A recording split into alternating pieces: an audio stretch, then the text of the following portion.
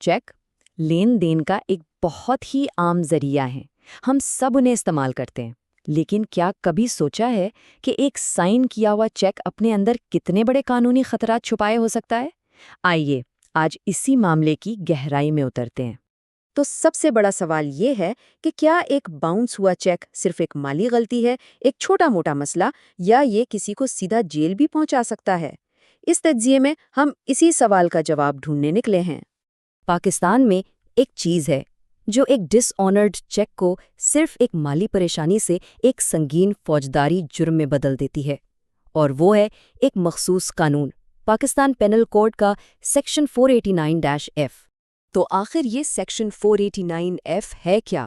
دیکھیں، یہ قانون کہتا ہے کہ اگر کوئی شخص کسی قرض یا ذمہ داری کو پورا کرنے کے لیے بدنیتی سے کوئی چیک جاری کرتا ہے اور وہ چیک بعد میں باؤنس ہو جائے تو یہ ایک جرم ہے۔ یہاں سب سے اہم لفظ ہے بدنیتی سے۔ لیکن کسی کو مجرم ٹھہرانا اتنا سیدھا بھی نہیں ہے۔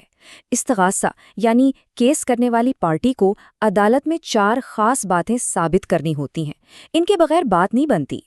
آئیے ان 4 ستونوں پر ایک نظر ڈالتے ہیں۔ سب سے پہلے یہ ثابت کرنا کہ چیک اسی ملزم نے ہی جاری کیا تھا۔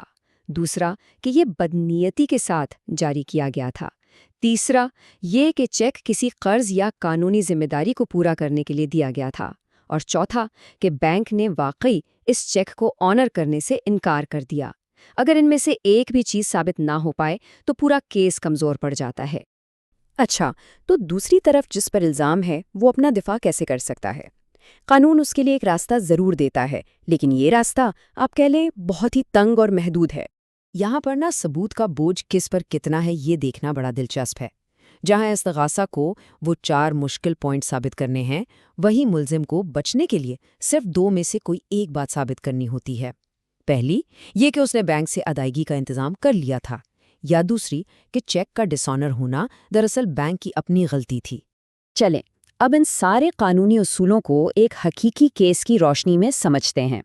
بات کرتے ہیں محمد سلطان بمقابلہ ریاست کیس کی، جو سپریم کورٹ تک پہنچا اور اس قانون کو پرکھا گیا۔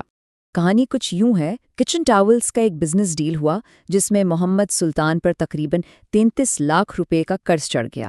اس نے 25 لاکھ روپے کا ایک چیک جاری کیا۔ صرف 2 دن بعد وہ چیک بینک میں پیش ہوا اور ڈس آنر ہو گیا۔ نچلی عدالتوں سے اسے سزا ہو گئی، اپیلیں بھی خارج ہوئیں، اور آخرکار 2009 میں یہ case supreme court of Pakistan پہنچ گیا۔ تو سلطان نے اپنا دفاع کیسے کیا؟ اس کا دعویٰ تھا کہ اس کا سائن کیا ہوا چیک چوری ہو گیا تھا، لیکن عدالت نے اس دلیل کو فطری طرز عمل کے خلاف قرار دیا۔ بھئی کون ہے جو اپنے سائن کیے ہوئے خالی چیک ادھر ادھر چھوڑ دیتا ہے؟ اس سے بھی بڑھ کر جب اس نے بینک کو سٹاپ پیمنٹ کی درخواست دی تو اس میں کہیں بھی چیک چوری ہونے کا ذکر تک نہیں کیا تھا۔ تو پھر عدالت اپنے حتمی فیصلے پر کیسے پہنچی؟ آئیے اس ثبوت کو دیکھتے ہیں جس نے سارا کھیل ہی بدل دیا اور ملزم کی بدنیتی کو بالکل واضح کر دیا۔ سپریم کورٹ کے فیصلے کا یہ جملہ بہت ہی اہم ہے۔ اپیل کنندہ نے زیر بحث چیک پر اپنے دستخط سے انکار نہیں کیا ہے۔ یہ مان لینا کہ چیک پر دستخط اسی کے تھے، چوری والی کہانی کو بہت کمزور کر دیتا ہے۔ اور یہ ہے وہ نقطہ جس نے سارا معاملہ صاف کر دیا۔